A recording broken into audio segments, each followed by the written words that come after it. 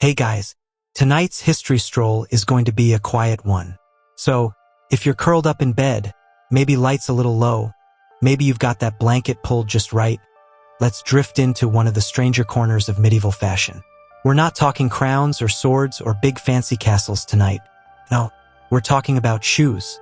And not just any shoes that were ridiculously, almost comically long, like a foot and a half of toe pointing into nowhere. Yes, medieval people had a style called the poulaines, and it was basically the original clown shoe.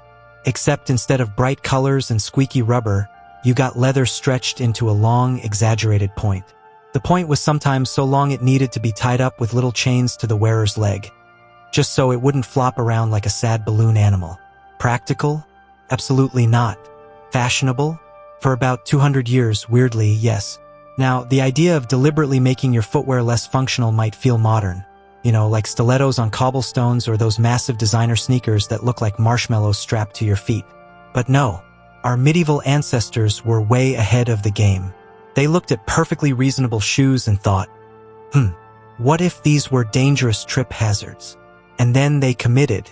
The poulain became a thing in the 14th and 15th centuries, mostly in France, England, and Central Europe. Nobles, knights, and eventually even townsfolk tried them out. And just like with most trends, the longer the better, at least if you wanted to show off. It's said that in certain places, the length of your shoe point actually signaled your social rank. Which is hilarious, because imagine showing up to court in a modest 8-inch toe, only to be snubbed by some duke dragging around a 16-inch leather spear attached to his shin. Nothing says prestige like looking like a human ski. Of course, these things weren't universally adored. The church, predictably, hated them, because the church always hated something. They called poulains the devil's claws, which sounds like a heavy metal band name, but was really just the usual sermonizing about vanity and sin. Bishops complained that long shoes led to pride, immorality, and, presumably, stubbed toes during Vespers. But here's the thing. When the church complained, people usually wore the shoes more. Because who doesn't love annoying authority with leather accessories? So instead of fading away, the shoes only got longer. At their peak, some poulains had toes 2 feet long. 2 feet long. That's like strapping an entire baguette to each foot and trying to waltz across a muddy medieval street. And yes, mud was very much part of the problem. Medieval streets were not exactly clean. You had animal dung, spilled ale, fish guts, whatever else people tossed out the window that day. So picture trying to daintily step around puddles with your elongated leather stilts, all while balancing a hat the size of a small sail. Medieval fashion was, let's just say, not about comfort. There's also a lovely little detail that knights sometimes wore poulains into battle, which makes you wonder, how exactly do you charge into combat when your feet are basically pointing into next week? Some chroniclers claim the points were cut shorter for practicality, but others insist knights really did attempt just with those things. Imagine trying to kick someone with a shoe shaped like a fencing foil. Not exactly intimidating. Still, poulains stuck around for centuries. They survived bans, ridicule, and even practical concerns like people are literally falling over. And eventually, like all ridiculous trends, they just faded out. People got tired of them. Or maybe someone realized they could actually walk faster in shoes that didn't resemble daggers. But before we float off to the next part of the story, it's worth remembering. These shoes weren't just silly. They were symbols. Symbols of wealth, status, even rebellion. You had to have money to waste leather on a 2-foot shoe tip that served no purpose. You had to have time to tie your shoelaces into chains before walking across the hall.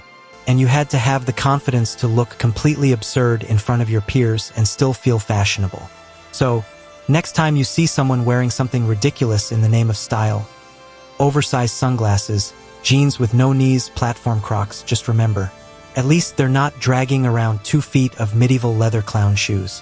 So, we left off with nobles proudly strutting around in their elongated leather stilts, looking both fashionable and deeply impractical. But naturally, when any trend gets too popular, someone in charge eventually decides to ruin the fun. In the case of poulains, that someone was usually a king. Edward IV of England, for example, decided he had simply seen enough of men looking like their shoes were doubling as jousting lances. In 1463, he actually passed a law banning shoe points longer than 2 inches in London. 2 inches. That's basically nothing compared to the fashionable baguette-sized styles people had been rocking. The law sounds strict, but let's be honest, if you've already invested in your 3-foot leather clown shoes, are you really going to cut them down just because the king says so? Probably not. And of course, the bans didn't stick. They rarely do.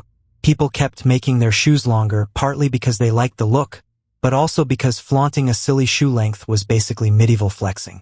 It was like saying, I'm rich enough to waste money on something that makes me less mobile. And in a society where status was everything, hobbling around in useless shoes was, paradoxically, powerful. Meanwhile, commoners wanted in on the style too. If the nobles were strapping on leather skis, then so would the merchants and artisans. And predictably, this annoyed the elites even more. Because what's the point of having a ridiculous fashion if everyone else can copy it? So laws started popping up again, this time saying certain classes couldn't wear poulaines at all, or at least not the extra-long versions. Basically, peasants, stick to your short, boring shoes. It was medieval fashion policing at its finest. And then there's the awkward medical angle. Some chroniclers suggested that poulaines caused bunions and other delightful foot deformities, which honestly makes sense. If you shove your toes into a narrow leather tube for years on end, you're probably not going to have great arches later in life. It was essentially the medieval version of high heels, painful, impractical, and guaranteed to mess up your posture. But hey, at least you looked fashionable while limping through the marketplace. Over time, the style began to shift. By the late 15th century, those long, elegant points started getting shorter and fatter. Instead of shoes shaped like leather swords, you started seeing broad, rounded shoes nicknamed bare paws, which, to be fair, is still not exactly practical. It's as if medieval fashion could never land on normal. First, it was dangerous spears attached to your feet, then it was oversized paw prints. Subtlety was apparently not part of the medieval design toolkit. And just when you think the whole thing was dead, fashion historians point out that poulaines never really disappeared. They morphed into other silly shapes, like the exaggerated square-toed shoes of the Renaissance. Because humans just can't resist messing with footwear.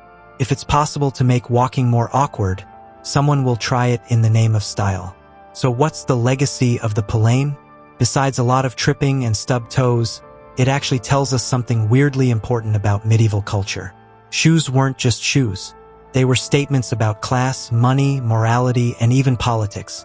A long shoe could signal wealth. A banned shoe could signal rebellion. And a ridiculous shoe, well, that just signaled you were willing to look absurd to prove your status. Which is basically the entire history of fashion summed up in one toe. Let's float to the end of this quiet journey. The poulaine was ridiculous, yes, but it also feels strangely familiar. People have always loved styles that are uncomfortable, impractical, or downright painful. The only difference is the details. Today we have high heels, platform sneakers, and designer boots that look like space armor. Back then, they had leather spears tied to their calves. Different centuries, same idea. So if you ever feel silly about your shoe choices, just remember, you're walking in the footsteps, quite literally, of medieval nobles who thought 2 feet of useless leather was the height of elegance. And somehow, that's kind of comforting.